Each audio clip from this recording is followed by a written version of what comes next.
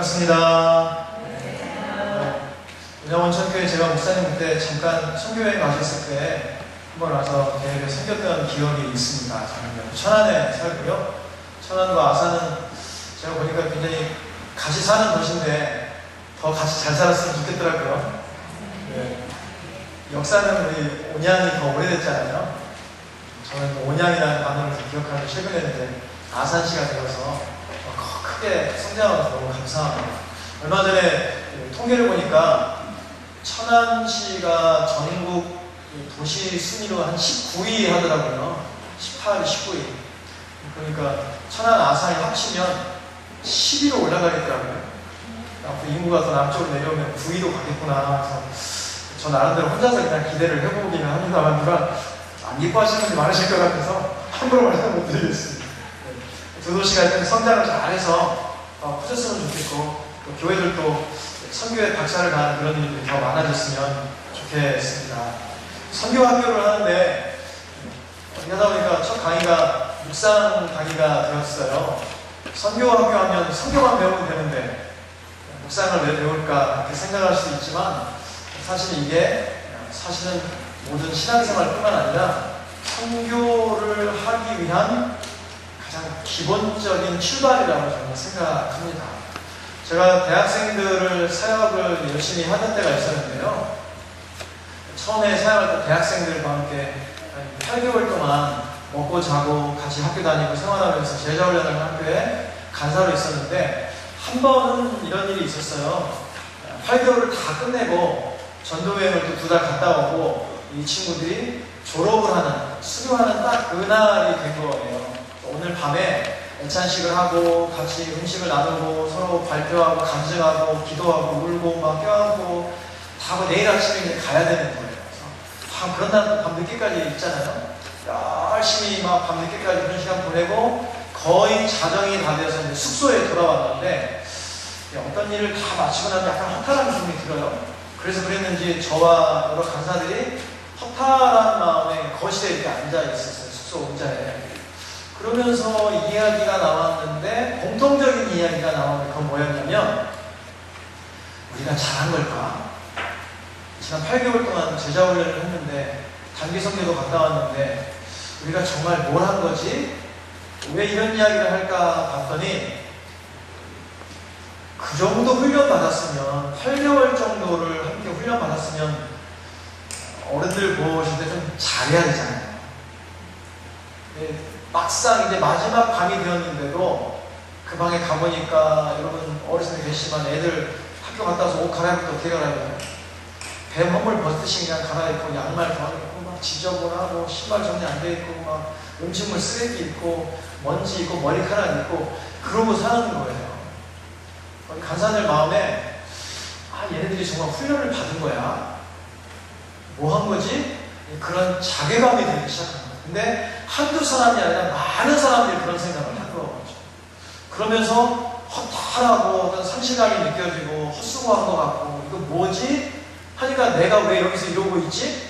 내가 쓸데없는 일에 내 인생을 허비하고 있나 뭐 이런 생각까지 들면 우울해지고 그래서 그런 이야기를 나누다가 누군가가 이제 질문을 했어요. 그러면 뭘 하면 훈련을 잘한 건데? 그러니까 생각이 달라지더라고요. 신발 정리 잘하면 훈련 잘하는 건가? 옷 깨끗하게 입으면 믿음 좋은 거네? 그런 거 아니잖아요. 그럼 선교사가 되는데 뭐가 필요한데? 이런 얘기를 쭉 하다 보니까 우리가 생각했던 것들은 어떤 행위의 모습에 해당되더라고요. 그걸 다 더 잘라냈어요. 그럼 이건 꼭 하면 좋지만 꼭 안 해도 문제되는 건 아니잖아. 그럼 빼고 다 뺐어요. 정말 그러면 제자로 또는 선교에 헌신된 사람으로 훈련된 사람은 어때야 될까를 딱 마지막에 이거는 놓치면 안 되지. 이것만 갖고 있으면 그럼 할 수 있는 게 뭐지까지 갔는데 그게 뭐였냐면 말씀 묵상이었어요. 내적 치유. 뭐 부흥회 하시면 아시겠지만 부흥회할 때 은혜 받고 눈물 콧물 쏟고 하잖아요. 그 은혜로 1년 내내 가시죠. 왜 웃으세요? 그러신다고 웃으시는 거죠? 한 달 가면 잘 가는 거예요.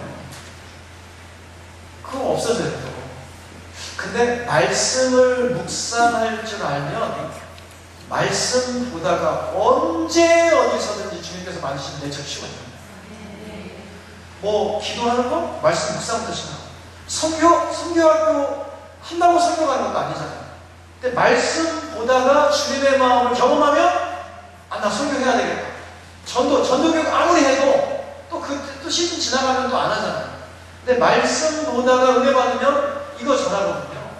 그러면 정말 훈련받는 거의 핵심, 이거를 빼면 모든 게 사라진다. 이게 있으면 다른 거 다 된다. 라고 하는 핵심이 뭐냐? 이것만 지키자. 그게 바로 묵상이었어요.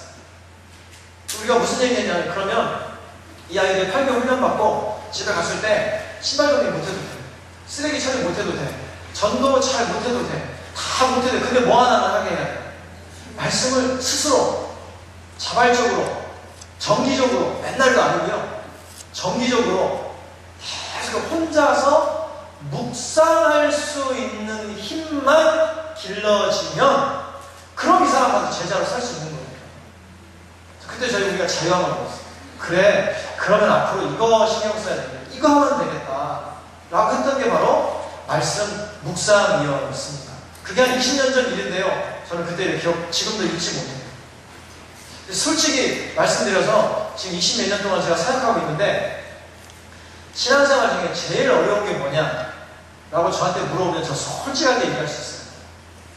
실망하지 마세요. 말씀 보는 거하고 기도하는 게 제일 어렵더라고요. 기도 잘할 것 같은데 청년 때 참 기도 많이 했어요. 앞에서 너무 시끄럽게 하는데 후배가 오더니 형 뒤로 가래요. 왜? 그랬더니 권사님들이 형 때문에 시끄러워서 기도를 못한다.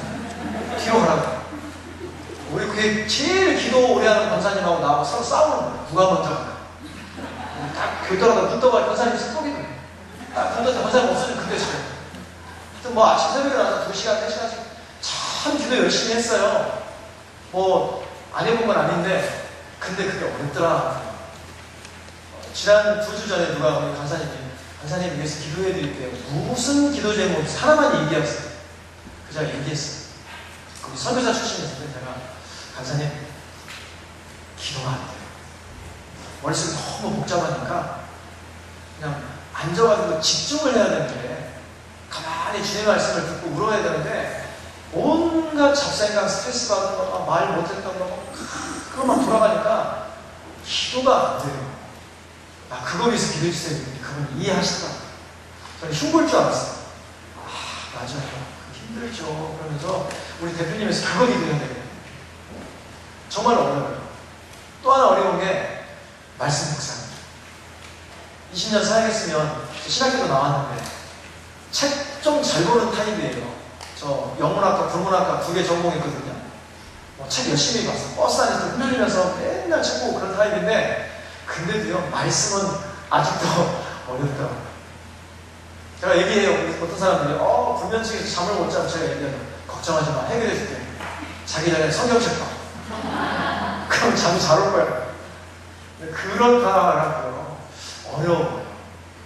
제가 말씀드리는 건 저 목사님도 말씀 묵상 못하네. 다 때려치자. 그게 아니라 말씀 묵상이라는 게 그냥 어느 정도 수준에 가서 뭘 하면 다 되는 게 아니고 날마다 새끼 밥 먹었다고 내일 밥 안 드시는 거 아니잖아요. 지금까지 수십 년 동안 밥을 얼마나 자셨어요. 근데 또 밥 드시잖아요.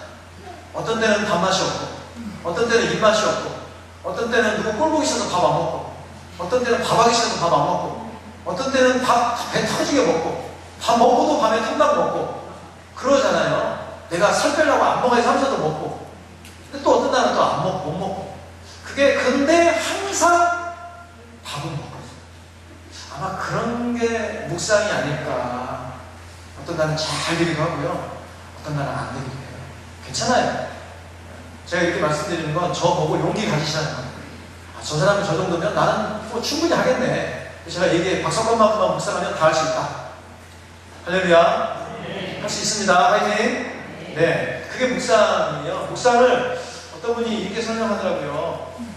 우리 몸이 이게 꼭 맞는 건 아니지만 그 성경에 보면 우리 몸을 뭐 영과 육을 얘기하기도 하고 영혼 육을 얘기하기도 하고 히브리어에서는 그냥 몸 하면 다 한 덩어리고 그런데 헬라어에서 쓰는 용법에 보면 그 바울이나 요한이라든지 얘기할 때 보면 영과 혼과 육과 이렇게 나눠서 설명할 때가 있어요. 제가 꼭 그걸 지지해서가 아니라 그런 식으로 설명을 하면 사람이 영과 혼과 육으로 이렇게 이루어졌다고 칠 때 꼭 위치가 어딘지는 모르지만 그냥 이렇게 써볼게요.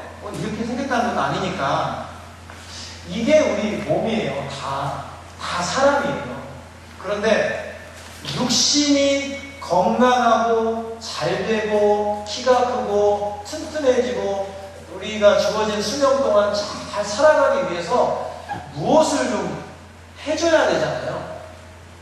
정말 기본적으로 뭘 해줘야 될까요? 육신을 위해서 먹어야죠. 영양분을 공급해줘야 돼. 또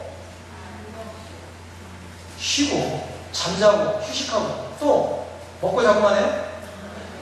운동도 하고 이게 돼야 육신답게 잘 건강해져요. 이거 잘 하시잖아요. 요즘 시대에 얼마나 육신을 가꿔요. 혼은 우리 인격과 정신과 지식과 감정과 의지와 이런 부분은 어떤 걸 공급해주고 어떤 걸 해줘야 이거 잘 건강해질까요? 어떤 사람이 이렇게 심리학자 이렇게 얘기하는 걸 봐요. 이건 또 온전한 건 아니지만 그냥 쉽게 설명하는 거예요. 사람의 그 안에는 인격을 지, 정, 의로 구분이 된다. 자, 그러면 지식의 부분을 위해서는 뭐 해야 돼요? 뭐 해야 돼요? 배워야죠. 지식이 들어가야 되니까 사람이 멀쩡한 사람이지만 안 가르치면 사람 노릇은 못해요. 아시잖아요. 배워야 돼요. 글도 배우고 말도 배우고 다 배워야 되는 거예요. 지식이 들어가야 돼요. 정, 감정, 정서 뭘 해줘야 될까요? 그냥 밥만 먹이는 사람이에요? 잘 말씀 못하시네. 사랑과 인정과 용납과 이런 게 들어가야 이거 안 좋으셔도 돼요. 그냥 들어가야 내가 살아있구나. 내가 살만한 사람이구나. 내가 존재가 의미가 있구나. 나는 살아야지. 이런 생각을 하죠. 이런 거 안 주면 삶의 소망을 못 느껴요. 나는 쓸데없는 인간이야. 나는 여기 있어봐야 소용이 없어. 내가 왜 살아? 난 죽어버려. 이렇게 되거든요. 그래서 부모로부터 무한정 무제한의 조건 없는 사랑을 아이가 받잖아요. 근데 그거는 내가 주고 싶어서 준 게 아니에요. 그냥 하나님이 우리한테 주신 게 아이를 보면 그냥 무조건 사랑하게 되어있어요. 내 자신을. 걔는 그걸 받아야 됩니다. 뿐만 아니라 사회에서도 관계에서도 다 그러잖아요. 교회 왔을 때 사람들이 이걸 기대요. 교회 와서 성경 배우겠다고 오신 분 봤어요? 이단에 가면 그런 사람 있어요. 신천지 가면 성경 배우겠다고. 교회 올 때 그런 거 배우는 사람 와서 배우긴 하죠. 뭐 때문에 오냐면 예수님의 사랑 때문에 감동을 줘요. 용납을 받고 인정을 받고 여기 오면 내가 소속이 되고 그런 걸 주잖아요. 의는 이건 의지예요. 의지. 자기 자유의지가 있어 내가 선택하고 살아보는. 그래서 사람이 온전해지려면 내가 선택하고 결정할 수 있는 기회와 자유를 줘야 돼요. 그래서 어려서부터 네가 자기가 멈추고 선택해보고 내가 하고 싶은 것 해보고 해야 사람이 사람답고 온전하게 돼요. 우리 간사님 한 분이 굉장히 깔끔한 분이 있었어요. 너무너무 깔끔해가지고 그 집에 간다고 하는 형수님이 청소를 안 했는데 우리 집에 못 와요. 막 들어가요. 들어가 보면 진짜 청소 안 한 줄 알았어요.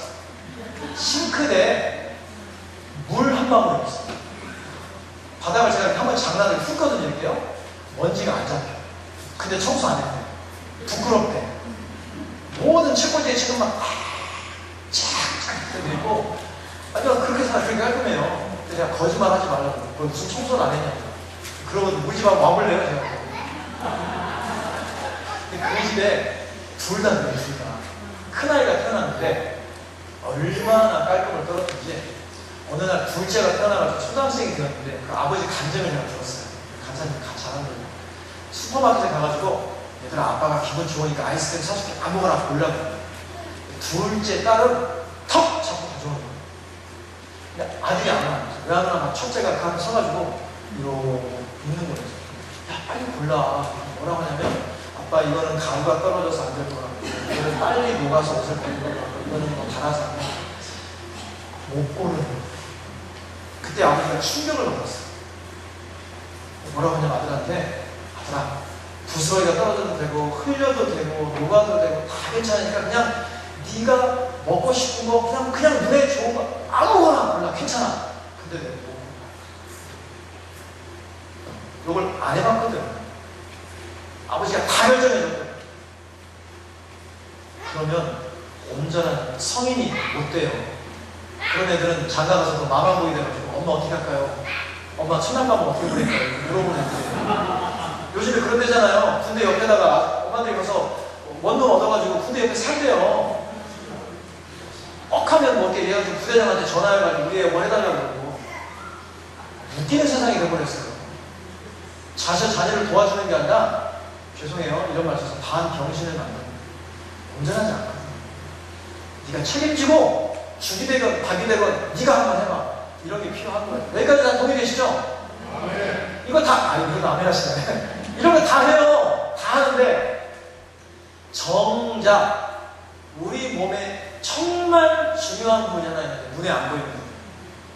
그게 어디 있는지도 잘 몰라요. 이 부분이 있는데 이것을 위해서는 뭐 하세요?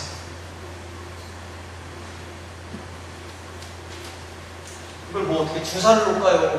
뭘 할까요? 이게 필요한 게 있죠. 영은 어떤 위치예요? 우리 몸에 영이 있다는 건 믿으시죠? 이 영혼육이건 영육이건 뭐 상관없이 영이라는 게 우리 몸에 있어요. 우리 안에. 이게 영이 없어지면 사람이 그냥 몸뚱아리인 거예요.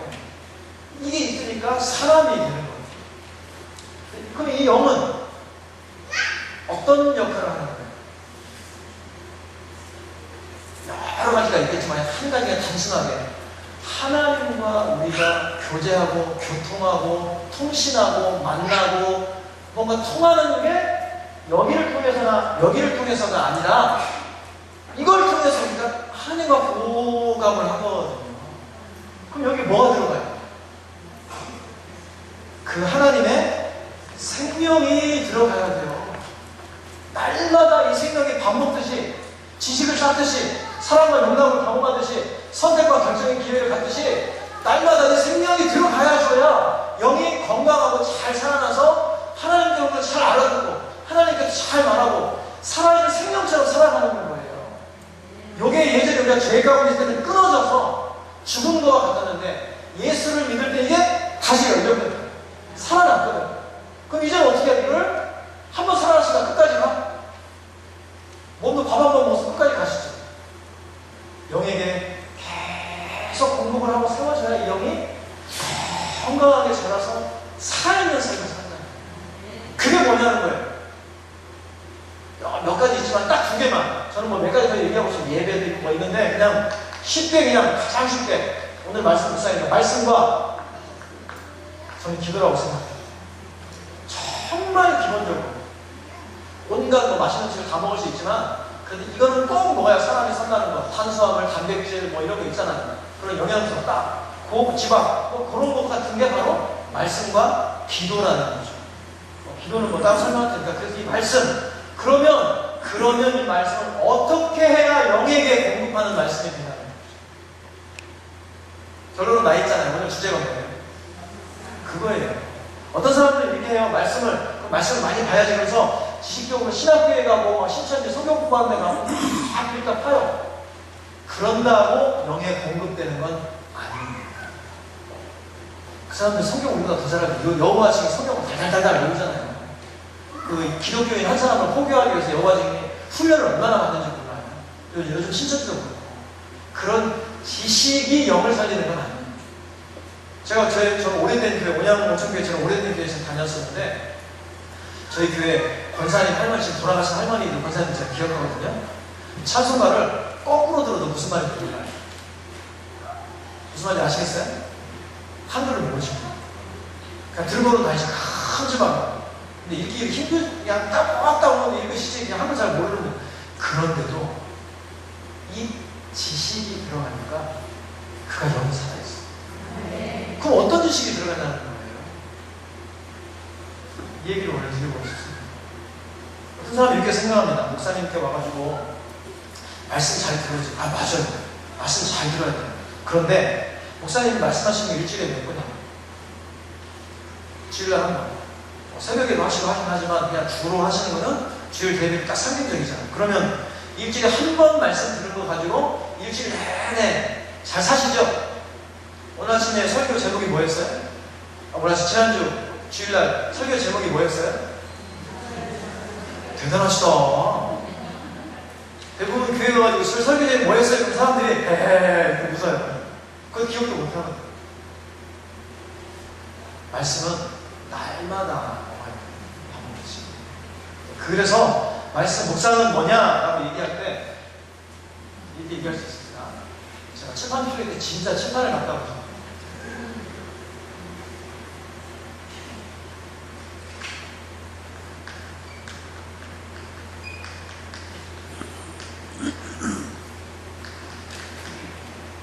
말씀 묵상은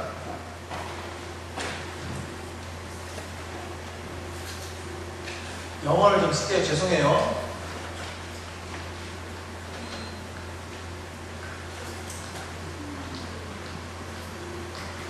이런 단어라고 얘기할 수 있어요. 이건 뭐냐면 우리나라 말로 쓸 때 몇 가지 있지만 중요한 단어 하나가 성찬을 나누는 것을 커뮤니언이라고 해요. 말씀 묵상이 왜 성찬을 나누죠? 우리가 성찬 나눌 때 뭐 하죠?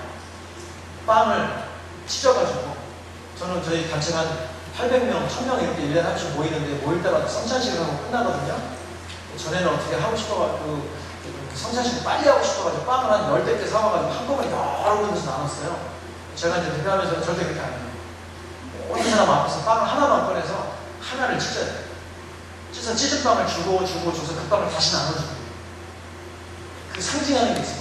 예수 그리스도의 그 찢겨진 살에 우리가 참여하는 거잖아요. 성찬이. 포도주를 나누죠. 한 병에서 포도주를 나눠서 줘요. 그 포도주를 나눌 때 그 빨간 포도주처럼 예수 그리스도의 그 흘리신 피에 우리가 참여한다고 믿거든요. 어떤 사람은 진짜 예수님의 살과 피라고 믿고, 어떤 사람은 상징이라고 믿고, 어떤 사람은 기념이라고 믿고, 다 괜찮아요.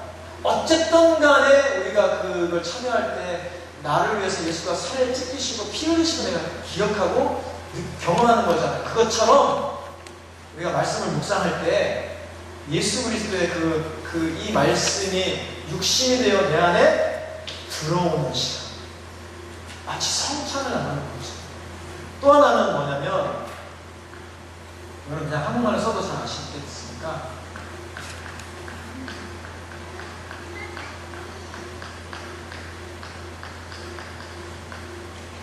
커뮤니케이션. 많이 들어보셨죠?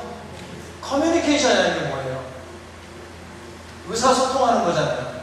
의사소통하는 것은 내가 일방적으로 통보하는 게 아니라 얘기하고 듣고 그 사람 얘기 듣고 나중에 같이 얘기하고 서로 왔다 갔다 하는 게 의사소통하는 거예요. 그렇죠? 말씀 묵상은 커뮤니케이션 하는 시간이에요. 즉 뭐냐면 내가 말씀을 듣다가 말씀을 통해서 주님이 나한테 말씀하시고 내가 내 문제를 가지고 주님 앞에 또 앞에 주님과 내가 왔다 갔다 하는 시간이에요. 마치 기도하는 거죠. 그래서 말씀 묵상은 커뮤니케이션 하는 시간, 커뮤니언, 성찬하는 시간이다. 이걸 제 얘기가 아니고 성경에 나와 있는 어떤 상징이 있어요. 저는 21세기에 사는 사람이니까 이렇게 분석적으로 설명하지만 수천 년 전에 살았던 이스라엘의 선지자 한 사람이 이 얘기를 하는데 뭐라고 하냐면 몇천 년 전 사람이니까 이런 이야기를 이렇게 분석적으로 설명하는 게 아니라 그냥 상징적인 비유를 통해서 한마디를 딱 해서 그 말을 딱 들으면 이것보다 더 정확하게 알고 알게 돼요. 자, 우리 한번 찾아보겠습니다. 에스겔 2장 8절.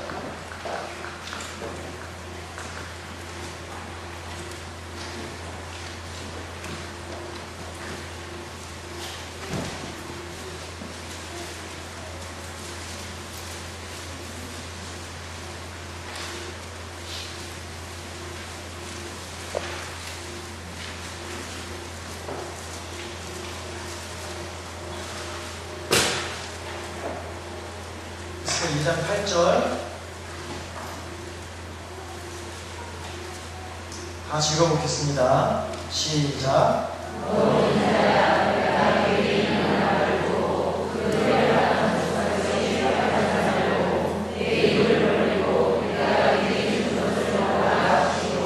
예, 여기서 뭐라고 돼 있어요? 먹어라. 먹으라는 거예요. 이 말을 들으면, 성경을 어떻게 먹어? 책을 막 뜯어서 먹는 거예요? 아니요. 그 말씀이 내 안에 들어오는 말씀 묵상이라는 것이 묵상이라는 말 자체에 라틴어 원래 메디테이션 그런데 그 말이요. 약이라는 말과 같이 쓰였어요. 우리 내복약 병원 가면 약 주잖아요. 약을 어떻게 해야 돼? 빨리 들어요. 관리기도 하지만 정말 약이 빨리 들려면 약을 먹어야 돼요. 그 약이 들어가면 약이 정말 알갱이가 이렇게 막 돌아다니면서 우리 몸에 들어가는 게 아니고 그 뭐 알갱이가 몸속에서 녹아서 거기는 어떤 성분들이 다 분해가 돼가지고 피를 통해서 사슬에 다 들어가서 약이 어디 가는가 몰라요. 그런데 그게 작용하잖아요. 열이 내리기도 하고 마치 이게 먹는 거예요. 밥 먹을 때 식사하시면 여러 가지 막 먹잖아요. 빨간 것도 먹고 파란 것도 먹고 하얀 것도 먹고 그게 지금 여러분의 세포 중에 어디가 있어요? 찾아낼 수 있어요? 없죠? 그게 다 녹아서 들어가요. 그렇게 먹으라 그런 거예요. 그게 바로 말씀을 묵상하는 거다라고 설명합니다. 이걸 좀 더 분석적으로 설명하면 지금 나눠드린 교재에 있는 것처럼 말씀 묵상은 그 다음에 읽어볼까요? 뭐라고 써 있어요? 시작. 네, 깊이 생각해보는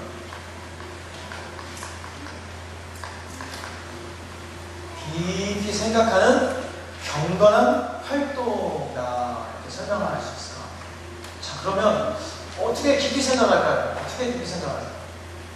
여기서 이제 한 가지 알아야 될 게 묵상이라는 게 일반 명사로 사실은 명상이라는 단어하고 같은 단어예요.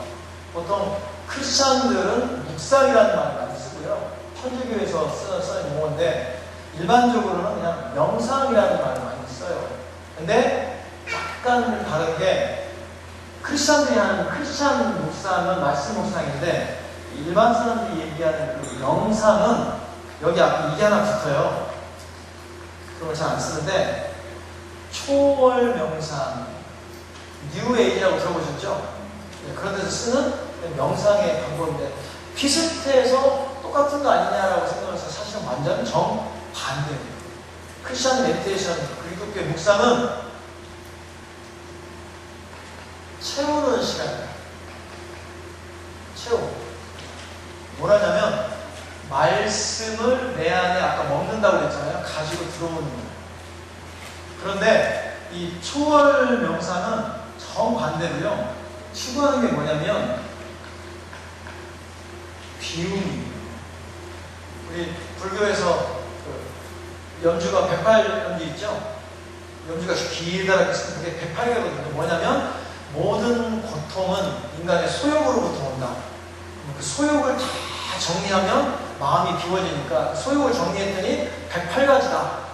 먹고 싶은 소욕, 갖고 싶은 소욕, 뭐하고 싶은 소욕, 뭐하고 싶은 소욕 하나씩 인정하면서 마음을 비워내는 연습을 하는 거예요. 제가 그냥 반 농담 삼아 사람들이 그런 얘기해요. 그러면 그걸 다 비우고 싶은 소욕은 어떻게 비우냐? 그렇잖아요. 근데 그걸 이제 하나씩 다 내려놓는 거예요. 그러면서 뭐냐면 마음을 비워서 무념무상, 잡념이 없고 욕심이 없고 그냥 다 그냥 이것도 좋고 저것도 좋고 해야 하는 그런 경지에 올라가는 것을 목표로 삼죠. 그래서 많은 사람들이, 한국 사람들은 그런 문화 속에 이미 젖어있기 때문에 묵상을 한다, 깊이 생각을 한다 그러면 요거를 하려고 해야죠. 반드시 앉아가지고 말씀을 딱 보면서 생각을 비워야지, 그리고 오직 주의 말씀을 봐야지. 그럼 뭐예요? 자요. 비우는 게 아니고요. 그거는 요거 할 때 불교, 힌두교, 뉴에이지에서 얘기하는 거예요. 정말 비울 때는 어떤 지경이 되냐면 다 비우잖아요. 완전히 다 비우면 그때가 이제 무아지경이라는 거예요. 무아지경. 내가 없어. 산은 산인데 산은 산이 아니고 물은 물인데 물은 물이 아니고 산이 물이고 물이 산이고 바위가 있는데 바위는 바위가 아니고 나는 내가 아니고 내가 바위고 바위가 나고 온 우주와 내가 합의를 되는 거예요. 이래가지고 너와 내가 하나, 온 우주와 내가 하나, 이런 다 없는 모든 다 그냥 다 우주의 그런 큰 힘 안에 다 돌아가는 그런 게 되는 것이 목표. 그런데 놀라운 건 그런 지경에 들어가면 정말로 다 비우고 아무것도 없냐면 그게 아니고요. 그런 지경에 들어가면 뭐가 역사하냐면 영이 역사해요. 어떤 영이냐면 어둠의 영. 무서운 일들이에요. 티벳의 달라이라마 있는 그 스들은요, 가부좌 공중에 뛰기도 하고, 우리 무당들 작게 올라가서 막 뛰어도 피가 안 나는 것처럼 그런 일들 해요. 그게 다 악한 영의 역사예요. 그렇게 비우는 게 아니고요. 이거는 채우는 건데, 반대로 여기는 비워가지고 무아가 되는 게 목적이라면, 여기는 반대로, 제가 좀 어려운 말을 쓸게요.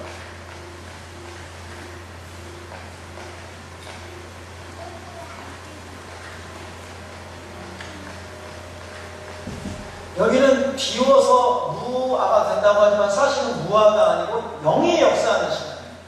어둠의 영이. 그거 모르고 미혹돼서 영이 이끌리는 거꾸로. 반대로 우리 뭐냐면 말씀으로 채우는 시간인데 이때는 뭐가 일어나냐면 채움을 잘하면 따라서 하세요. 객관적 실체. 이 객관적 실체와 우리가 딱 만나는 거예요. 그게 뭐냐면 살아계시는 하나님의 인격과 우리가 만나는 시간. 라브리 만드신 프랜시스 셰퍼라는 목사님이 책을 써서 뭐라고 쓰냐면 거기 계시는 하나님. 두 번째 책은 거기 계시며 말씀하시는 하나님. 있다는 거예요. 그분이 거기에. 거기 계시는 하나님. 신은 아무리 없다 죽었다 하지만 신은 있다는 거예요. 그 신을 내가 만나는 시간. 얼마나 놀라운 시간이에요. 말씀 묵상이 날마다 우리 삶에 이루어지는. 그럼 어떻게 해서 그런 일이 벌어지냐면 깊이 생각을 하는 시간. 그래서 묵상할 때는 조용히 말씀을 읽잖아요. 말씀을 읽는 게 꼭 어떤 데 보면 여기 명상하는 것처럼 비슷하게 보일 수가 있어요. 자기를 비우고 이렇게 집중하는 것처럼. 근데 완전히 반대라는 거예요. 오히려 말씀을 내가 채워서 거기 지금 하나님과 내가 만나는 거예요. 참여 오는 게 당연한 거예요. 내 생리학 때도 연구해보니까요. 지금도 제가 하는 말을 여러분이 듣고 계시잖아요. 들으면서 정보를 계속 내가 입수하는 거예요. 하루 종일 지나가면 간판만 봐도 저 빨간색, 저기는 여자가 건너면 저 차가 있네. 다 정보가 들어와요. 계속. 내가 쉬질 않는데 언제 쉬냐면 잠잘 때. 그때 되면 뭐 하냐면 지금 하루 종일 모아놨던 정보 있죠? 그 정보를 싹 뒤집어가지고 정리를 합니다. 오래 기억할 거, 버릴 거, 잠깐 다 정리하고. 또 언제 내가 그런 걸 하냐면 휴식할 때. 멍하니 있을 때. 절대 뇌는 멍하니 쉬지 않아요. 또 언제 하냐면 산책하고 등산 같은 거 합니다. 산에 올라갈 때 아무 생각 없이 걷잖아요. 나중에. 그럴 때 돌리고. 또 언제 하냐면 설거지 할 때. 방걸레질 할 때. 이런 거. 그냥 빨래 할 때. 뭐 이런 거. 뭐 따듬을 때. 이런 거 할 때 단순 노동할 때 뇌가 싹 정리하기 시작하는 거예요. 근데 가만히 앉아가지고 말씀 묵상하려고 그러면 뇌가 막 정리하죠. 그럴 때 옛날 생각이 다 나잖아요. 누구한테 전화해야 되는데 전화 안 했네. 일단 뭐 갖다 놨네. 목사님한테 이거 알려줬었는데 못 알려줬네. 막 생각이 나고 그때 내가 이런 얘기 했었는데 왜 생각이 안 나지? 나는 왜 이렇게 잡념이 많아? 근데 그게 정상이에요. 그걸 막 버리려고 막 안 해도 돼요. 대신 뭐 하면 돼요? 말씀에 집중하는 거예요. 이게 웃기는 것 같지만 사실은 정말 단순한 거예요. 그냥 말씀을 읽으면, 그래서 여러 번 읽으면서 생각을 일단 집중하기 시작하면 그런 생각이 점점 물러가고 잠잠해지고 여기 이제 집중하기 시작하는 거죠. 깊이 생각해요. 근데 이때 뭐 하면서 생각하냐면 내가 마음으로 말씀을 받아야지 하는 게 하나 필요하고요. 두 번째는 뭐가 필요하냐면 성령께서 이렇게 생각하고 있는 동안 말씀하시면 내가 들어야지 하는 게 필요해요. 그래서 주님이 말씀하세요. 내가 들을게요. 그래서 말씀을 깊이 생각하는 거예요. 그 시간이 바로 뭐냐면 묵상하는 시간이에요. 이런 시간을 혹시 갖고 계신가요? 그래서 많이 훈련하시죠. 큐티 같은 것도 하시잖아요. 그게 아주 그냥 큰 축복이 되는 시간입니다. 묵상을 하면 어떤 유익이 있을까? 시편 1편 말씀 보면 그런 얘기가 나와요. 그런데 묵상을 안 하면, 묵상을 안 하고 살면 영적으로 내 삶의 상태는 어떨까요? 아까 말씀드린 영혼력이 있는데 영에게 아무 공급이 없어요. 얘기를 한번 드릴게요. 사무엘상 한번 보겠습니다. 사무엘상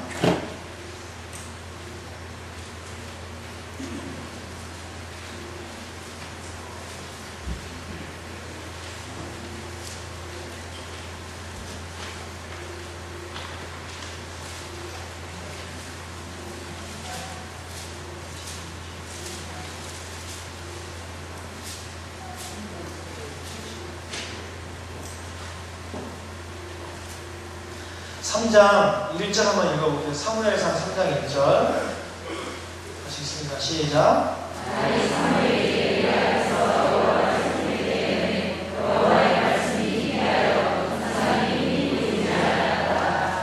네, 아이 사무엘이 엘리 앞에서 여호와를 섬길 때에 그때 당시에 엘리가 사사였는데 우리나라 말로 사사, 이해 잘 안 되시죠? 이 원래 용어는 좀 다르게 판관 이런 말이에요. 판단을 내리는 사람.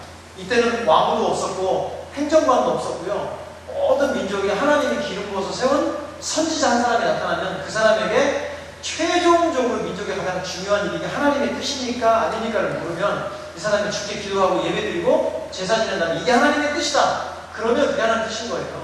그렇게 인도하는 종교 지도자가 모든 민족의 지도자를 할 당시에 이 지도자 이름이 누구였냐면 엘리였고 그때 사무엘은 아이였는데 라고 말하는. 근데 딱 읽어보니까 그동안 이거 그렇게 생각 안 하고 읽으셨을 거예요. 보세요. 여호와를 섬길 때 어땠다고 그랬어요? 여호와의 말씀이 희귀하다는 거는 횟수가 많은 거예요? 적은 거예요? 얼마나 적으면 희귀할까요? 온양온천에서 희귀한 거 하면은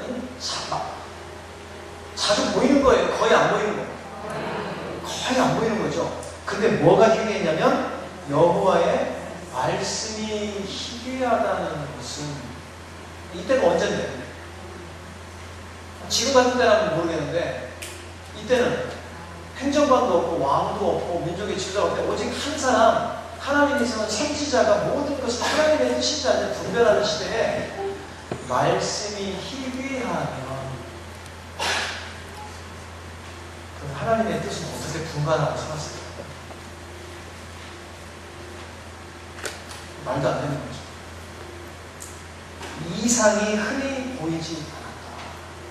자주 하나님의 계시가 왔어야 되는데 예언이 나타났어야 되는데 이게 없는 거예요. 이 민족이 갈 바를 알지 못하고 향방 없이 움직인다. 사사기 다른 곳에 뭐 17장이라든지 21장이면 뭐라고 하냐면 그때는 왕이 없는 시대였는데 이스라엘 사람이 어떻게 살았다고 했냐? 자기 소견에 옳은 대로 경험을 쫓아서 옛날 했던 일 쫓아서 누가 맞다고 하면 그렇게 쫓아서 대세를 쫓아서 사람들의 인기를 쫓아서 그냥 그렇게 살아가는 중이었던 거 봐요. 우리가 말씀을 깊이 생각하면서 살지 않으면 우리 삶이 이렇게 돼요. 그 진리가 내 안에 없으니까 누가 얘기하면 그런가 보다. 옛날 내가 이랬겠지. 그러고 살아가는 거죠. 그 2절에 보니까 엘리의 눈이 점점 어두워가서 이게 노안이 됐다는 얘기인데 그냥 육신의 노안으로만 보이지 않는 거예요. 안 보이는구나. 엘리가 안 보이는구나. 분간을 못하는구나. 생각해보세요. 우리가 멀쩡히 살아서 우리가 원양교회 담임을 했는데 내 눈이 안 보여. 내 영의 눈이 안 보여. 말씀을 듣고도 은혜 받았던 게 언젠가 생각하면 가물가물. 주님이 가장 최근에 나한테 강하게 감동을 준 적이 언젠가 생각이 드니 언제인지 기억도 잘 안 나요. 그럼 어떻게 교회 다니시는 거예요? 자동으로 다니는 거죠. 뭐냐, 엄청 정들었으니까. 아니, 그렇게도 다녀야지. 그렇게라도 다녀야지. 여기서 뭔가 진리라도 얻지. 근데 그렇게 다니는 게 기뻐요? 막 살아있고, 막 생동감 있고 목사님 하면 목사님 할렐루야 이렇게 나와요? 안 나오지. 그냥 목사님은 목사님이고 나는 나고 일주일 살다가 교회 또 안 가면 찝찝하니까 나와서 예배 드렸으니까 개울하고 그게 삶이 재미없잖아요. 그쵸? 뭘 해야 되냐면 영의 말씀을 깊이 묵상해요. 할렐루야. 어떻게 묵상하냐면 깊이 생각한다. 제가 아주 그냥 쉽게 지금 막 바꿔서 하는 거예요. 쉽게. 여러분들. 그러면 말씀을 묵상하면 어떻게 되는데요? 한 가지 거기 써 있는 거예요. 묵상하면 첫 번째 하나님과 교제하게 된다. 교제라는 게 뭐예요? 서로 사귀는 거잖아요. 사귀는 거. 사귄다는 말 훨씬 나아요. 우리나라 말이잖아요. 사귐. 젊은 남자 여자가 눈이 맞아가 사귀기 시작해. 옛날에 그랬던 적 있으시죠? 또 어떤 분들은 그러고 싶으시잖아요. 그 사귀는 거예요. 자, 고린도전서 1장 한번 찾아볼게요. 고린도전서 1장.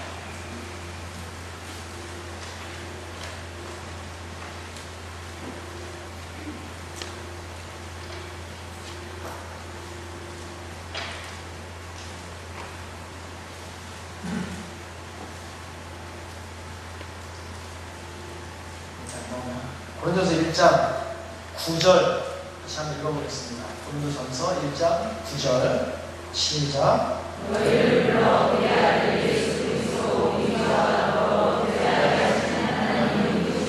네, 이 원래 문장은 좀 반대로 되어 있는데요. 하나님은 이쁘시도다. 왜? 우리를 불러서 그의 아들 예수 그리스도와 교제케 하셨도다. 이렇게 말하는 거예요. 우리를 불러서 그 예수 그리스도 우리 주와 더불어 뭐하라고? 교제하라고 우리를 불렀다니까. 근데 하나님은 얼마나 감사한 분이냐면 하나님과 우리가 사귀라고. 사귀는 거에는 사귀다는 건 어떤 거예요? 누구 사귀어보신 적 있으세요? 옛날에 부인들 남편들 사귀어보셨잖아요. 사귐이 깊어지면 뭐가 생기는지 아세요? 사귐이 깊어지면 친밀함이 생깁니다. 그 사람하고 많이 친해. 그냥 얼굴만 봐도 착착 알아보고 그냥 이런 게 참 좋아. 여기 뭐가 따라오기 때문에 친하냐면 지식. 그 사람을 내가 알아. 너무 잘 알아서 그냥 그 사람이 옆에 있는 게 그냥 마치 내 몸인 것처럼 너무 가까워. 그런 알미 생겨요. 이 알미라는 단어가 안다라는 단어가 성경에 나오는데 우리가 생각할 때 안다라는 것은 대부분 정보를 아는 거예요. 그렇죠? 여러분들 박근혜 대통령을 잘 아시죠? 아시잖아요. 또 아버지가 누구고 어떤 삶을 살았고 다 아시잖아요. 놀라지 마세요. 저는 미국의 버락 오바마 대통령도 제가 잘 알아요. 그런데 그 알미, 이런 친밀함을 주는 알미일까요? 박근혜 대통령은 친하세요? 혹시 죄송한데 우리 목사님하고도 이렇게 아는 사람 있어요. 이름 성자는 뭐고 어떤 분이시고 어떤 설교를 잘하시고 어떤 마음을 갖고 계시고 어떤 교회 어떤 목회자를 갖고 계시고 참 좋은 분이야. 거기까지만 아는 거예요. 근데 뭐가 없어? 여기 없어요. 성경에서 이 안다라는 단어를 이런 단어로 사용하지 않아요. 이건 진짜 알미 아니에요. 그러면 성경에서 말하는 안다라는 단어를 쓸 때 이 단어가 어떻게 쓰이는지를 한번 보셔야 돼요. 창세기 4장 한번 볼게요.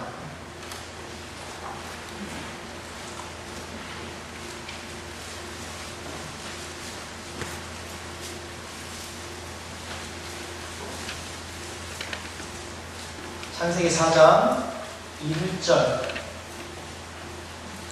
읽어볼게요. 시작. 네, 거기까지. 우리말 지금 개역 개정은 조금 더 번역을 해가지고요. 안에 하와와 동침하매라고 썼어요. 동침하매가 뭔지 아시죠? 부부관계를 가지네 그런 말이에요. 같이 잠자매. 근데 원래 단어는 거기 번호 있죠? 번호를 써서 밑에를 보세요. 뭐라고 되어 있어요? 네, 히브리어는 원래 뜻이 뭐냐면 알겠습니다. 옛날 성경에는 아담이 그의 아내 하와를 알므로라고 얘기했어요. 아니 뭘 알기만 하면 애가 나오나? 말이 안 되는 거잖아요. 여기서 히브리어가 얘기하는 안다는 거는 그냥 아담이 하와에 대한 정보를 갖고 있다는 게 아니고요. 친밀한 사귐으로 그녀를 안다는 얘기. 그 알의 깊이가 가장 깊어질 때 육체적으로도 그런 부부관계 속에서 깊이 사랑하고 결혼한 관계까지 들어가는 거죠. 그게 아는 거예요. 안다라고 해서 그냥 아는 게 아니죠. 그럼 우리가 깊이 생각하면서 얻고 싶은 건 바로 뭐냐면 바로 이런 지식. 하나님을 아는 지식. 하나님과의 친밀함. 그걸 깊이 안 하면 속속들이 안 돼요. 이런 걸 뭐라고 하냐면 관계적 지식이다. 관계가 없으면 그런 지식이 안 생기죠. 하나님은 어떻게 그런 관계를 맺죠? 그분하고 자주 봐야지. 근데 하나님은 어떻게 자주 봐요? 일주일에 한 번 목사님 설교만 듣고 자주 봐요? 아니요. 제가 어렸을 때 저희 할머니가 저를 키우셨는데 저희 집이 이렇게 부잣집에 앉아있어서 1년에 고기 먹는 일이 별로 없었어요. 명절 때가 되거나 생신 때가 되거나 그러면 꼭 소고기국을 끓이죠. 소고기 묵국을 끓이는데 할머니가 소고기를 오래 해가지고 고기국을 내잖아요. 그러면 그걸 제가 이쁜 내 손주 저한테 한 번도 제 이름을 안 부르셨어요. 내 강아지 부르죠. 우리 내 강아지한테 주고 싶은데 이게 딱딱하거든. 오래 끓여서. 할머니 어떻게 하셨어요? 네, 잘 아시네.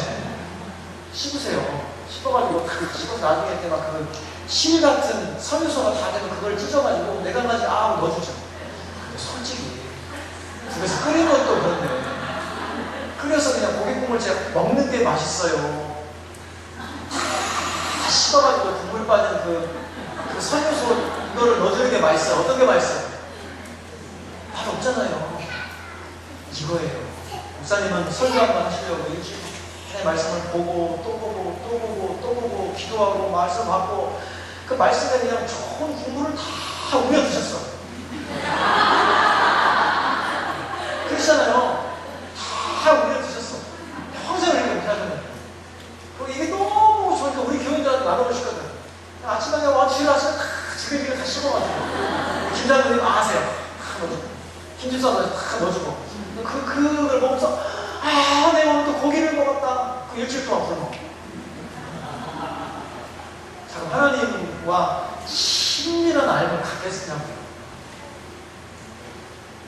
고기를 먹으니까 이렇게 맛있는 고기가 있네. 목사님 어떻게 그걸 드셨지? 저기 전체가 사서 드셨네? 나도 거기 가서 사와야지. 그 고기를 그만큼은 아니지만 특별한 조리법이 있으니까 목사님만이. 그런 맛은 안 나지만 내가 또 그 고기를 또 갖다 먹어. 고기 맛이 이런 거구나. 그런 거죠. 그래야 아는 거죠. 그래서 말씀을 모두 묵상을 해야 돼요. 이게 사실은 종교개혁의 의미예요. 그 전에 중세 1000년 동안은 기독교 교인들이요 말씀을 못 읽었어요. 여러분 아세요? 그거? 히브리어 헬라어 성경을 거룩한 성경이기 때문에 아무나 번역하면 다 죽여버렸어요. 한 번 번역했는데 성 제롬이 라틴어라는 걸로 번역을 했어요. 그러고는 1000년 동안 번역을 못한 거예요. 안 한 거예요. 라틴어는 수도사들만 알아요. 성직자들만. 근데 뭐라고 막 문화상담 얘기하는데 무슨 말인지 어떻게 알아요? 몇십 년 전에 바티칸 공회 이런 거 하면서 교황이 이제 그게 1900 몇십 년도예요. 몇십 년, 30년, 40년 전입니다. 자국어로 예배 드려도 된다. 그래서 지금 한국의 천주교는 한국말로 예배 드리지만 그전에는 라틴어로 예배 드렸어요. 조선 사람 중에 라틴어 아는 사람 몇 명 있어요? 그 지금 1000년, 2000년 전에 어느 날 누가 알아요? 배운 사람 아니면 아무도 모르는데. 그러니까 성경을 못 봐. 중세 1000년 동안 모든 민족은 성경을 못 봤어요. 배운 몇 사람 말고는. 그래서 교회에 오는데 너무 무식하니까 뭐 하기 시작했냐면 교회 창문에다가 그림을 그려놨어요. 그게 유명한 옛날 성당의 스테인드 글라스라는 거예요. 거기에 모세 십계명도 그려놓고 엘리야 불마차도 그려놓고 예수님의 그 산상수도 막 그려놓으니까 보면서 아 신부님이 얘기했던 그게 저거구나라고 그냥 알아들으라고. 한 번도 그걸 못 해봤거든요. 그래서 신부가 재산이 있다라고 얘기해주기 전까지는 내가 재산을 받았는지 안 받았는지도 모르고 그거 얻으려면 돈 내야 되고 돈 갖다 주고 그게 싫어서 마틴 루터가 구원은 그렇게 받는 게 아니다. 성경에 보니까 의인은 하나도 없다고 그랬고 오직 예수 안에서만 의인이 가능하다고 했다. 이것을 믿는 자는 구원받는다. 그걸 다 써서 붙여서 그렇게 하지 말아 봤으니까 그게 싫으니까 못하게 해서 마틴 루터 도망가고 이런 게 된 게 결국 뭐냐면 종교 개혁이에요. 그러면서 마틴 루터가 제일 먼저 시작한 게 뭐냐면 자기 나라 언어로 성경을 번역했어요. 그거 못하게 하는 거예요. 수많은 사람들 보내 마틴 루터 죽이려고. 영국에서 영어로 성경 번역한 사람 1년 팀내를 잡아 죽여버렸어요. 프랑스에서 성경 번역한 사람 잡아 죽여버렸어요. 이태리에서 잡아 죽여요. 스위스에서 잡아 죽여요. 수많은 사람들이 자기 목숨 걸고 성경을 번역해요. 왜?